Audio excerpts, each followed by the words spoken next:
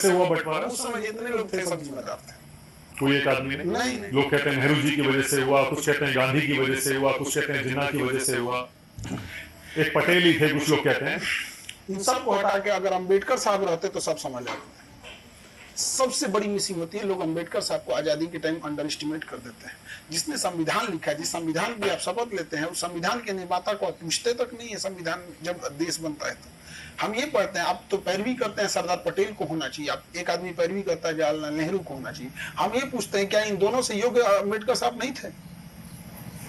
आप इन्हीं से पूछिए कि आप दोनों से योग्य थे कि नहीं थे। अंबेडकर साहब वो व्यक्ति थे जिनके हाथ में था एक अलग देश बनाना। 1932 रेमजे मैकडोनाल्ड प्रधानमंत्री, लंदन में बैठ के गोल में सम्मेलन चल रहा था, गांधी जी और वहां खड़े थे।